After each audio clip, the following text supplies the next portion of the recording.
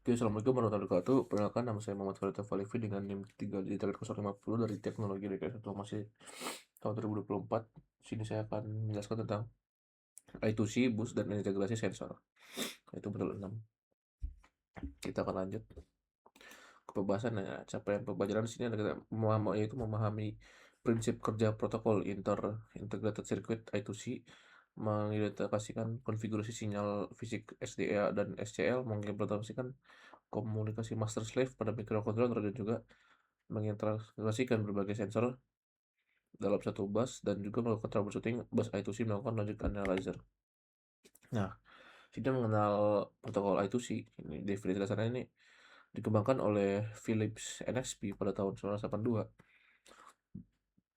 I2C adalah protokol komunikasi serial sinkronus yang mengubah dua jalur kabel, yaitu SDA atau serial data, jalur data dua arah, lalu SCL atau serial clock, jalur clock yang dihasilkan oleh master. Nah, ini arsitektur jalur fisiknya. Yang pertama ada open drain. Ini I2C menggunakan driver type open drain atau open collector, yang berarti jalur tidak pernah ditarik high secara aktif oleh chip. Lalu pull up resistor. Diperlukan resistor biasanya 4,7 ohm untuk menarik jalur ke VCC. Tanpa ini, bus akan selalu berada pada kondisi low multi-slave. Ini hingga 127 perangkat dapat dihubungkan secara paralel pada dua kabel yang sama menggunakan pengalamatan 7 bit. Terus ini ada kondisi start, stop, dan data. Nah, start condition ini SDA berubah dari high ke low saat SCL tetap high. Lalu ada data validity. Data pada SDA harus stabil saat SCL dalam kondisi high. Lalu di sini ada stop condition, di mana SDA ini berubah dari low ke high saat SCL tetap high. Nah, lalu di sini ada struktur frame 7 bit. Anatomi pesanan di sini, setiap transaksi dimulai dengan alamat slave yang diikuti oleh bit operasi. Jadi 7 bit address identitas untuk unik perangkat slave, lalu RW bit itu 0 untuk menulis dan 1 untuk membaca. Lalu ACK dan NACK ini konfirmasi penerimaan data dari slave. Nah, di sini ada perbedaan STM32 dan ESP32 I2C pins-nya. Ini STM32 F1 atau Blue Pill yang menggunakan peripheral I2C 1, sedangkan ESP DevKit V1 ini menggunakan wire atau I2C 0. Nah, untuk pin SCL-nya pada STM ini menggunakan PB6, dan pin SD-nya pada PB7. Kalau ESP GPIO 2 dan pin SDA pada GPIO 1. Untuk tegangan kerja mereka berdua sama, itu di 3,3 volt. Sini ada gambarnya. Oke, kita lanjut. Nah, di sini ada sensor BME 280 dan juga OLED. Nanti kita pakainya OLED itu. Ini OLED aja saya jelaskan. Ini display 128 kali 64 pixel untuk visualisasi data secara real time di atas bus I2C. Nah, data loginya sini. Sini ada DS3231 dan 24LC256. Dimana DS3231 RTC ini menjaga waktu agar tetap akurat meskipun power hilang dengan baterai CR2032 ala 0 kali 68 C. Lalu di sini ada 24LC256 atau EEPROM, memori non volatile 256 KB untuk menyimpan log data sensor secara permanen. Nah, ini ada analisis dan recovery. Ini masalah umumnya nih, SDA-nya stuck di low, terjadi saat slave terputus di tengah transmisi. Lalu noise, jalur I2C ini terlalu panjang, misalnya lebih dari 30 cm tanpa adanya buffer. Lalu bus recovery-nya sini ada kirim 9 pulsa clock pada SCL untuk memaksa slave melepaskan jalur SDA, lalu berikan kondisi stop. Nah, ini untuk konfigurasi multi device-nya. Ini bisa lihat ESP dan STM lalu disambungkan kepada OLED. Ini gunakan topologi daisy chain atau bus.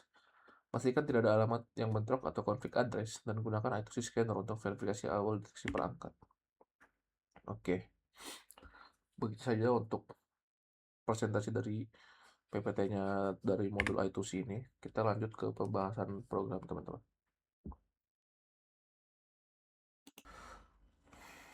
Oke, kita lanjut ke bagian pembahasan program.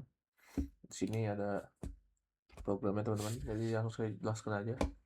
Oke, jadi inti program ini adalah jadiin STM sebagai fungsi ganda atau dual role, bertindak sebagai A2C dan juga slave.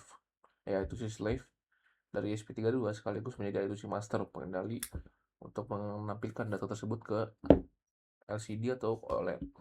Nah, program ini sangat bagus dikarenakan membagi beban kerja menggunakan dua jalur I2C atau dual I2C bus yang terpisah secara fisik. Berikut ini ada penjelasan utamanya, teman-teman.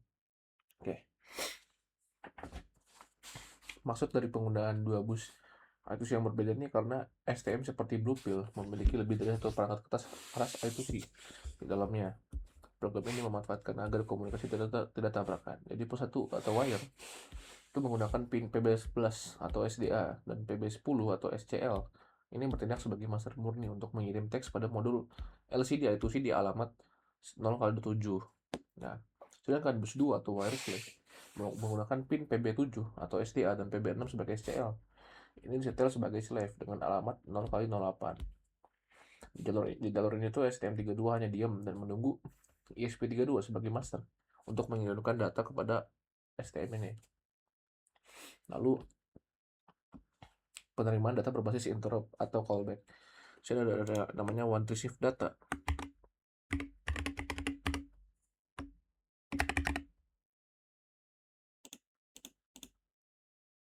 Nah ini ya, di fungsi loopnya ini sebuah interrupt device interrupt service routine atau ASR. Fungsi ini tidak dipanggil di dalam loop, melainkan akan otomatis tereksekusi di latar belakang detik itu juga. Ketika ESP32 selesai mengirim data yang masuk di filter hanya karakter ASCII yang hanya bisa dibaca atau di print. Seperti ini teman-teman.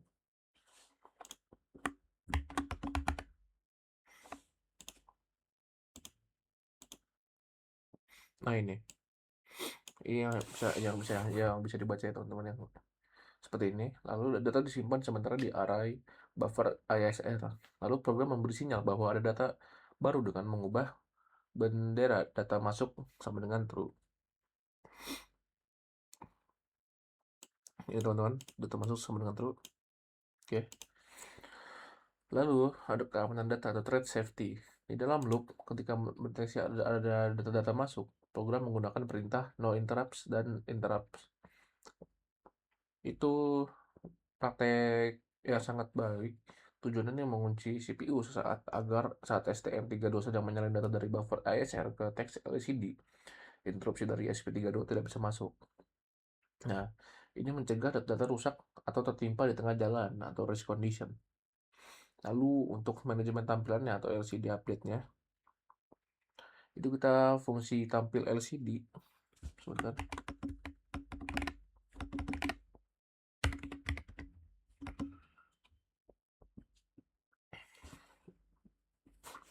Yang ini teman-teman, tampil LCD. Ini bertugas untuk cetak 2 baris teks agar menggunakan SNPrintf agar format selalu pas 6 karakter, menghindari teksnya ini berantakan di layar. Nah, baris 1 ini menampilkan jumlah paket data yang akan diterima atau RX counter. Lalu baris 2 menampilkan teks pesan dari ESP32. Di dalam loop, layar juga dipaksa refresh setiap 509 detik sebagai pengaman agar tulisan tidak glitch atau hilang saat ada kondisi gangguan seperti bug atau kondisi kelistrikan, teman-teman. Oke, seperti itu. Mungkin kita akan lanjut ke bagian dokumentasi, teman-teman.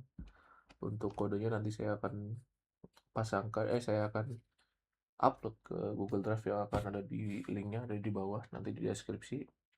Oke, kita akan lanjut ke dokumentasi. Oke, ini untuk dokumentasinya.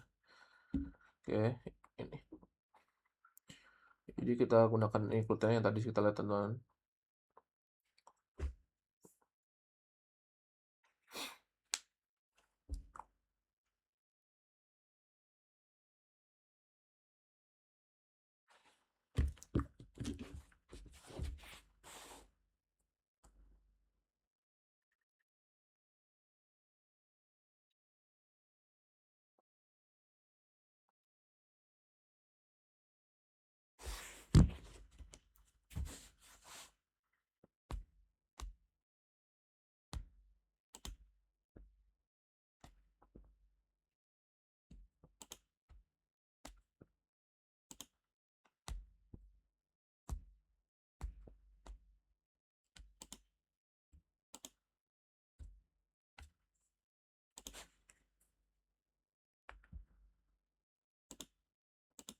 Ya teman-teman yang untuk rangkai ya.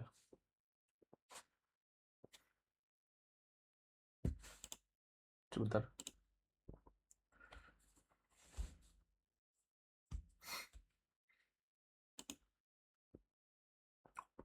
Oke teman-teman, mungkin itu untuk dokumentasinya. Terima kasih telah menonton dan juga mungkin cukup untuk videonya kali ini. Terima kasih telah menonton. Mohon maaf bila ada kesalahan. Terima kasih. Wassalamualaikum warahmatullahi wabarakatuh.